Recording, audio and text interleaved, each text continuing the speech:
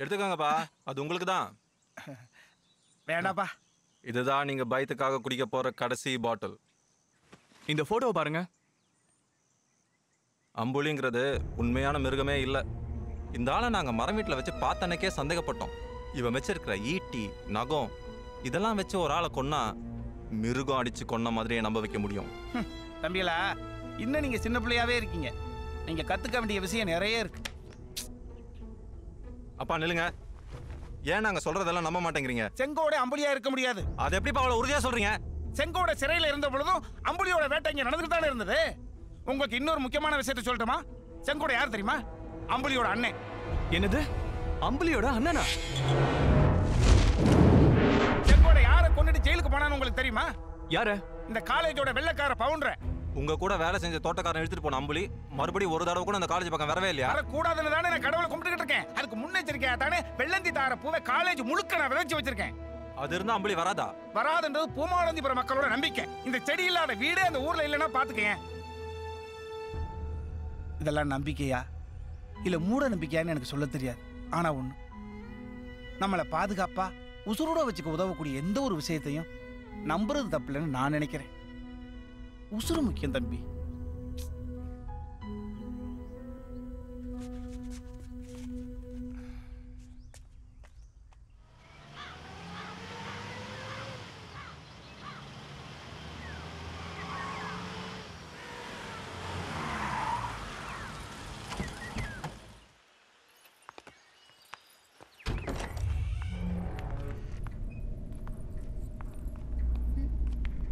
அமுதா,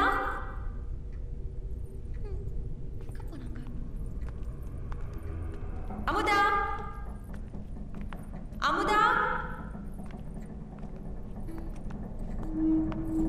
அமுதா.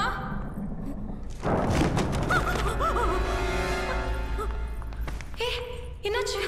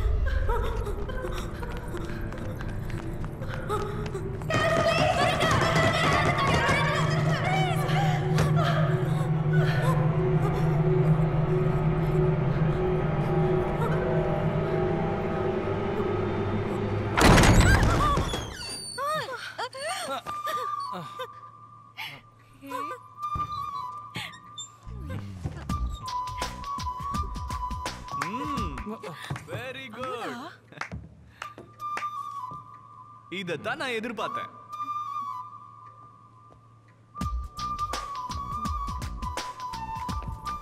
ஏன்பா இப்படி பயமுறுத்துற? அதுக்கு காரணம் இவன் தான். டேய், நான் என்னடா பண்ணேன்? நீங்க ரெண்டு பேரும் இன்னைக்கு லைப்ரரிக்கு வரீங்கன்னு சொன்னதும் நான் வரமாட்டேன் ரூமுக்குள்ள போய் ஒளிஞ்சுக்கிட்டா. அதான் ஒரு சின்ன கேம் ஆடினேன். சரி வாடியா நாம போலாம். ஏய், அன்னைக்கு எத்தி விட்டது ஞாபகம் இருக்குல்ல? பூங்கா, நாம உள்ள போய் பேசலாம். ஏன் இந்த இடத்துக்கு என்ன? இது புதுசா லவ் பண்றவங்களுக்கான இடம். நம்ம இடம் உள்ள இருக்கு, காட்டுறேன் வா. அமுதா, எங்க கூட்டிட்டு போற? இரு சொல்றேன்.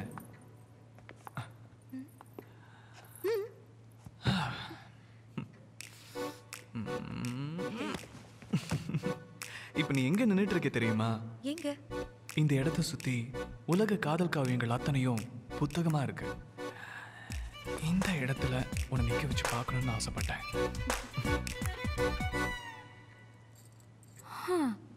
எவ்வளவு நேரம் தான் இந்த லைப்ரரி ரெஜிஸ்டரையே படிக்க போறீங்க? ரெஜிஸ்டரா?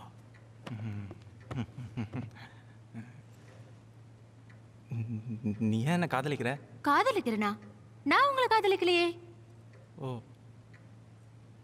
அப்ப இன்னைக்கு மரத்து கீழே என்ன பிடிச்சிருக்குன்னு சொன்ன? பிடிச்சிருக்குன்னு தானே சொன்னேன், காதலிக்கிறேன்னு சொல்லவே இல்லையே. நீங்க கூட தான் எங்க அப்பாவை பிடிச்சிருக்குன்னு சொன்னீங்க. அது ஆமா, அன்னைக்கு நடுங்கிக்கிட்டே பேசுனீங்க, வாங்க போங்கன்னு எல்லாம் கூப்பிட்டீங்க. இப்ப அந்த நடுக்கமும் இல்ல, மரியாதையும் இல்லையே. அது உங்களை கட்டி பிடிச்சதுலேருந்து கட்டி பிடிச்சதுல இருந்து தைரியம் வந்துடுச்சா?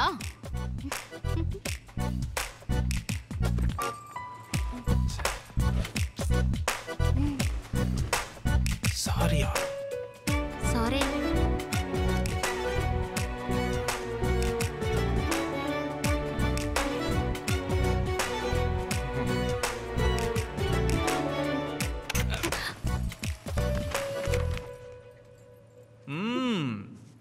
போட்டோ நல்லாவே வந்திருக்கு.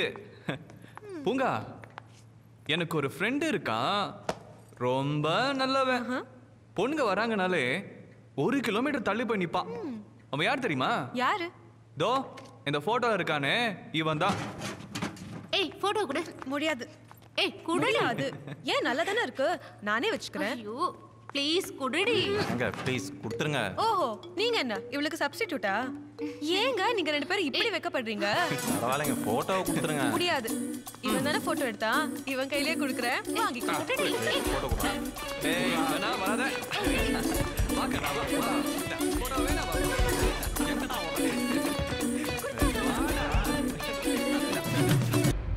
பாட்டி பாட்டி, இது வரைக்கும் நான் நம்பாத ஒரு விஷயத்து மேலே எனக்கு இப்போ ஆர்வம் வந்திருக்கு. நான் எதை பற்றி கேட்குறேன்னு புரியுதில்ல உனக்கு?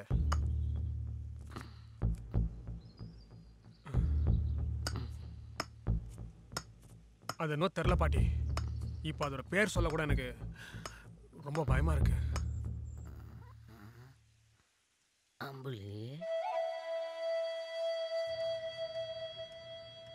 மாடத்திபுரத்துலேருந்து ஒருத்தன் வந்து இவரையும் கொல்லணும். Something wrong. சுத்தி இருக்கிற எல்லார் மேலேயும் சந்தேகம் வருதேடா. வெள்ளம் எங்கேருந்து வேணாலும் பாயிட்டோம். நம்ம ஊத்து எங்கே இருக்குன்னு தெரிஞ்சுப்போம். அது இங்கே இருக்கான்னு பாரு.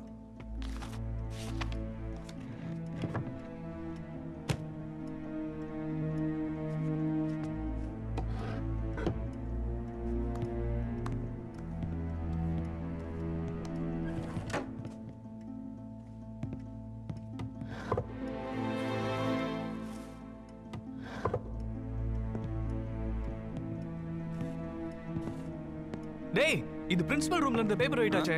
இது எப்படிங்க? நீ தானே கையில் வச்சு விளையாடிட்டு இருந்த. டேய், இங்க என்னமோ எழுதி இருக்குடா. டேபிள்லையா? என்ன எழுதியிருக்கு படி.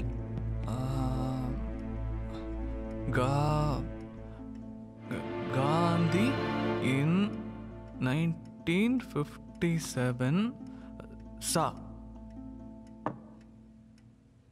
காந்தி இன் 1957. அவரு தான் 1948 இறந்துட்டாரு. அப்புறம் எப்படி? ஒருவேளை காந்தியோட ஆவியை பார்த்துருப்பாரோ? இல்லடா, பக்கத்துல தான் சான்னு போட்டிருக்கேன். அப்போ பார்த்துருக்காருன்னு தானே அர்த்தம்.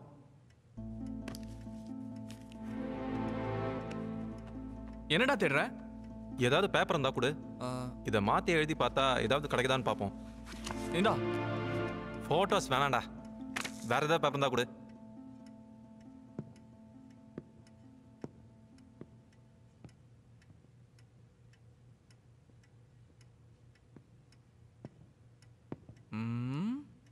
டேய், என்ன அந்த பக்கம் போக சொல்லிட்டு நீ மட்டும் ஆள் சைட் அடிச்சிட்டு இருக்கியா? உனக்கு அறிவே இல்லையாடா? இந்த ஃபோட்டோஸை நல்லா பாரு. இந்த லைப்ரரி டேபிள் கீழே இருக்கிற பலகையில் ஃபுல்லாக புக் ஷெல்ஸ் நம்பர்ஸாக போட்டிருக்காங்க. இந்த ரேக் நம்பர்ஸ் எல்லாம் வருஷத்தோட நம்பர் மாதிரி இல்லை?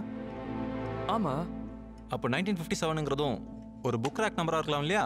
அப்படியே இருந்தாலும் சான்னு போட்டிருக்கேன், அதுக்கு என்ன அர்த்தமா இருக்கும்? அங்கேயும் பார்த்தோம். கண்டுபிடிச்சிட்டேன்.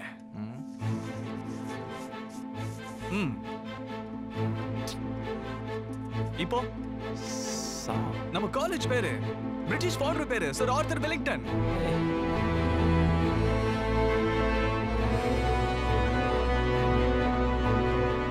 இந்த கிளவி சொல்றதையே கேட்க மாட்டேன் நீ. இப்போ அதை பத்தி தெரிஞ்சுக்க ஆசைப்படுற. அப்போ அம்புலிய நேரில் பார்த்துருக்க. இது பயோகிராஃபி செக்ஷன். இதான் 1957.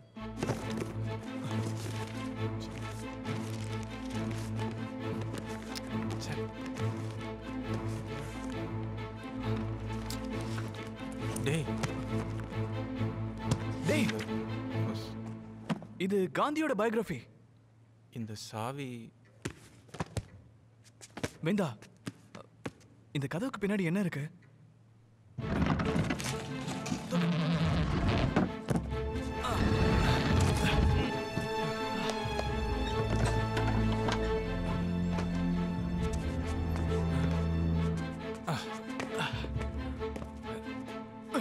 பார்த்து போ. பார்த்து வாடா.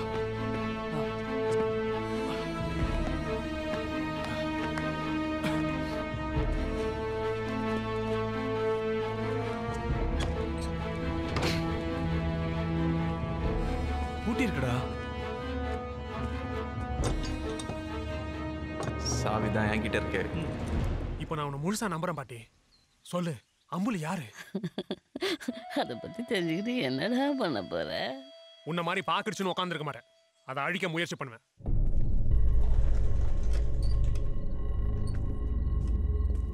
எத்தனையோ பேர் வந்து போற இந்த லைப்ரரிக்கு கீழே 20 வருஷமா இந்த லேப் பூட்டி கிடந்திருக்கு.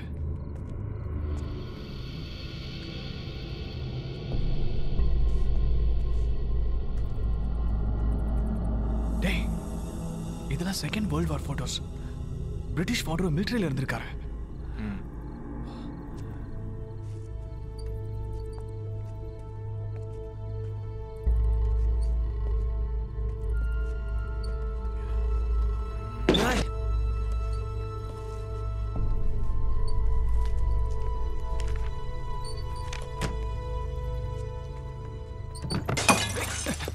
பார்த்து.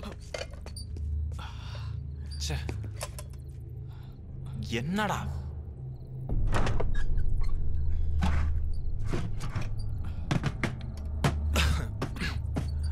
எமர்ஜென்சி எக்ஸ்பெரிமெண்ட்ஸா?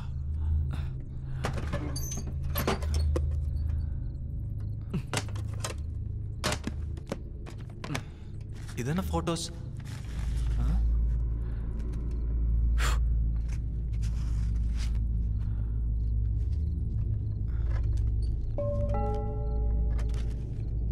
என்னடா இது? அத படி.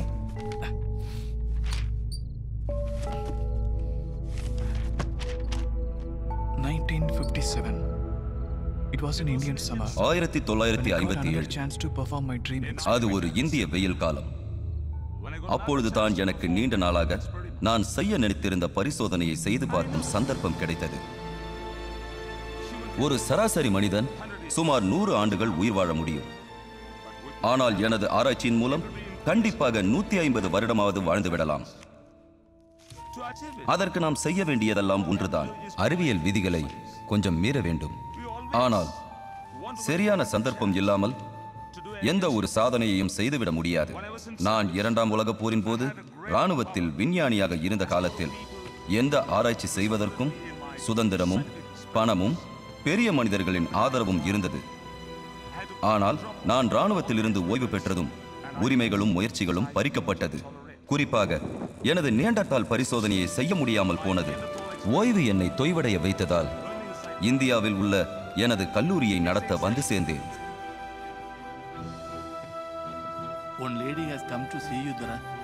அப்பொழுது எனது துபாஷி நீலகேசி ஒரு கிராமத்து பெண்ணை என்னிடம் அழைத்து வந்திருந்தான். அந்த பெண் முதல் முறையாக என் முன் வந்து நின்றாள். உடன் ஒரு சிறுவனையும் அழைத்து வந்திருந்தாள். அவனுக்கு என்னை பிடிக்கவில்லை என்று பார்த்த போதே தெரிந்தது. நான் அந்த பெண்ணிடம் பெயர் கேட்டேன். பொன்னியா? இந்த பேர் தானே அப்பா அன்னைக்கு அம்புலியோட அம்மாவை பத்தி சொல்லும்போது சொன்னாரு. பொன்னி, அதான் அவ பேரு. மாடந்திபுரத்துல எந்த ஒரு உசுறு பிறக்கிறதுனாலும் எல்லாம் என் கையால தான். அம்பட்டு கைராசிக்காரின்னு எல்லாரும் என்ன பார்த்து சொல்லுவாங்க. அப்போ அவளுக்கு 3 மாசம். யாரும் சொன்னதை கேட்டுக்கிட்டு அந்த வெள்ளக்கார துறைக்கிட்ட வைத்தியம் பார்க்க போயிருக்கா. யாரும் இல்லாத அநாத சிரிக்குதானேன்னு அந்த படுபாவி பைய அவளுக்கு தப்பா வைத்தியம் பண்ணிவிட்டான். இது என்னங்கிற? என் நல்ல நேரமோ அல்லது அவளது கெட்ட நேரமோ தெரியவில்லை. மீண்டும் ஒரு முறை அந்த கிராமத்து பெண் என்னிடம் சிகிச்சைக்காக வந்தாள்.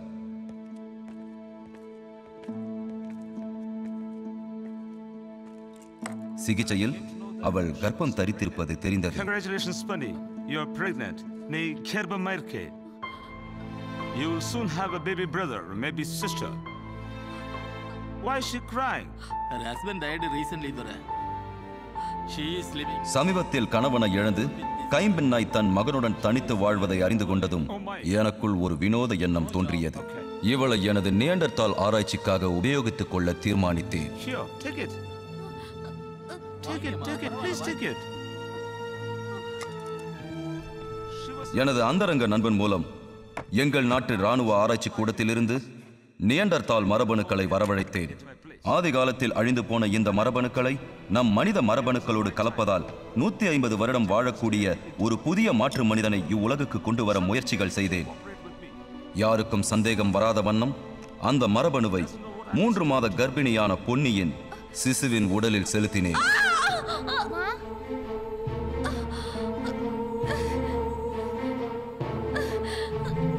நீ உங்க அம்மாவும் இந்த சீமாட்டிகையை நம்பாம அந்த சீம தொழில வைத்தியம் பார்க்கறீங்களா?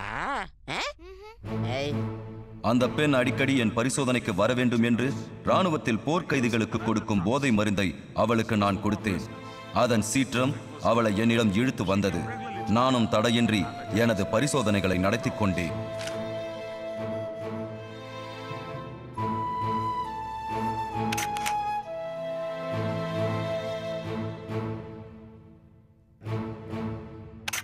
என் திட்டம் பலித்தது. என் எண்ணம் ஈடேற துவங்கியது. ஆனால் அந்த சீமக்கார தோற படுபாவி அவளுக்கு என்ன மருந்து கொடுத்தானே எனக்கு தெரியல.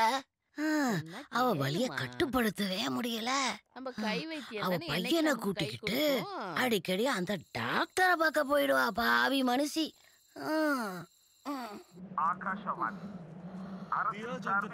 நான் கொடுத்த போதையின் அரைமயக்கத்தில் அவள் சூரிய கிரகணத்தின் போது பரிசோதனைக்காக வெளியே வருவாள் என்று நான் நிச்சயமாக எதிர்பார்க்கவில்லை.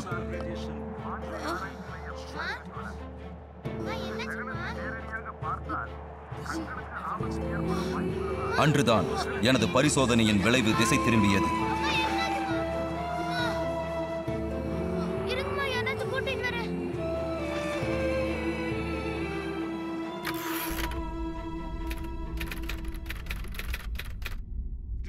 ஆறாவது மாதத்தில் அவள் வயிற்றில் ஏற்கனவே வித்தியாசமாய் வளர்ந்து வந்த சிசுவுக்கு சூரிய கிரகணத்தின் கதிரலைகளால் பாதிக்கப்பட்டு மரபணு பிழை ஏற்பட்டது.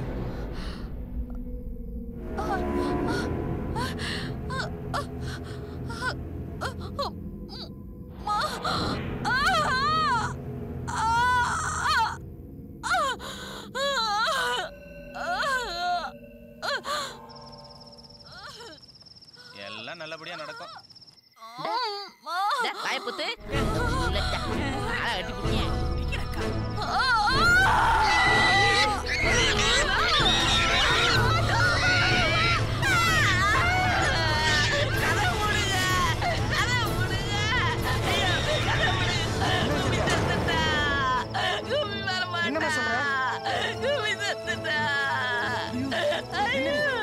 எப்படிமா சத்தா? ஏன் கதவு கூட சொல்ற? உள்ள பிறந்தது மனுஷ குழந்தை மாதிரி இல்ல, அது மிருகம். அது முத என்னதான் பாச்சு கடிக்க பார்த்துச்சு. கும்மி அதை தடுத்தா அவன் குழந்தைய புடிச்சு கடிச்சிடுச்சு. பண்ணி அது குழந்தை கையாலே